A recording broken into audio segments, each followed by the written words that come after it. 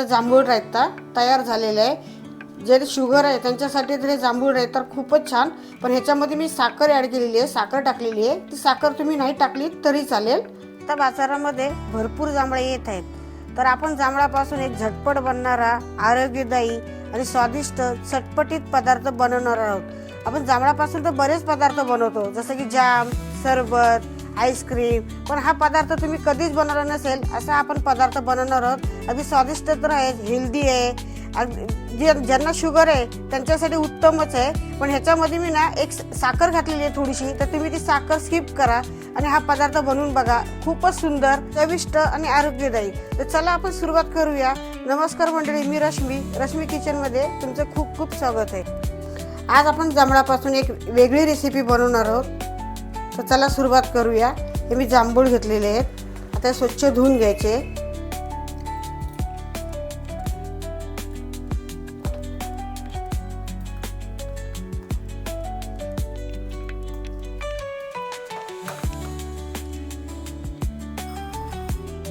जांभळं स्वच्छ धुवून घेतली, आता आपण ते कट करून घेऊया।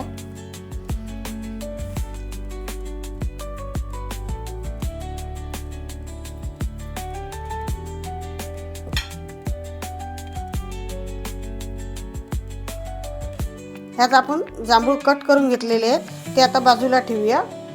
हा पुदिना घेतलेला आहे, कोथिंबीर आणि एक हिरवी मिरची कट करून घेतलेली आहे, ते आपण ठेचून घेऊया।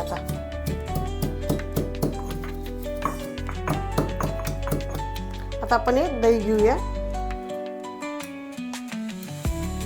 दही घेताना जास्त आंबट घ्यायचं नाही, दही चांगलं असं फेटून घ्यायचं। आपण जो मसाला बनवलेला आहे, कोथिंबीर, पुदिना आणि मिरची, तो टाकून घेते थोडासा। साखर, गोड तुमच्या आवडीनुसार, जिरा पावडर थोडीशी, अगदी थोडी काळी मिरी पावडर, थोडंसं काळं मीठ, साधं मीठ, हे चांगलं आता आपण हलवून घेऊया, मिक्स करून घ्यायचं।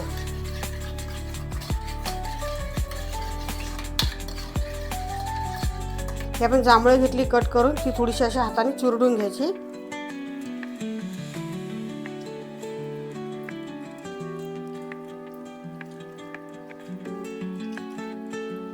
आता आपण ही जांभळं चुरून घेतलेली आहेत, ते आता आपण दह्यामध्ये मिक्स करायचे।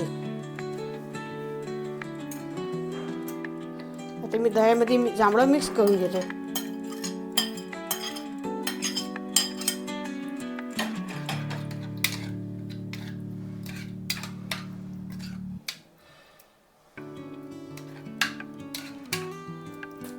तुम्ही जांभळाचे प्रकार बरेच खाल्ले असतील, जांभळाचं सरबत, जांभळाची चटणी किंवा मसाला जांभूळ, असे बरेच प्रकार खाल्ले असतील, पण तुम्ही कधी जांभळाचं रायतं बनवून खाल्लाय का?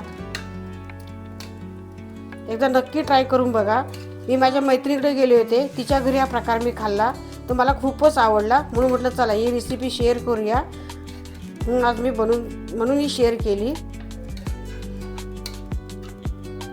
आपण कोथिंबीर टाकून घेऊया वरतून। हे आपला जांभूळ रायता तयार झालेला आहे। हे बिर्याणी बरोबर, पुलाव बरोबर, पोळी भाकरी बरोबर खायला खूपच छान लागतं आणि पोटाला अगदी थंडावा देणार आहे। आता आपला जांभूळ रायता तयार झालेला आहे। जे शुगर आहे त्यांच्यासाठी तर हे जांभूळ रायता खूपच छान, पण ह्याच्यामध्ये मी साखर ॲड केलेली आहे, साखर टाकलेली आहे। ती साखर तुम्ही नाही टाकली तरी चालेल। तुम्हाला ही छोटीशी रेसिपी कशी वाटली ती कमेंटमध्ये सांगा। तुम्ही कधी जांभूळ रायता बनवलंय का तेही मला सांगा। तुमचा अनुभव शेअर करा, आपल्या चॅनलला सबस्क्राईब करा, लाईक करा। धन्यवाद, जय श्री कृष्ण। पुन्हा भेटू नवीन रेसिपीसह।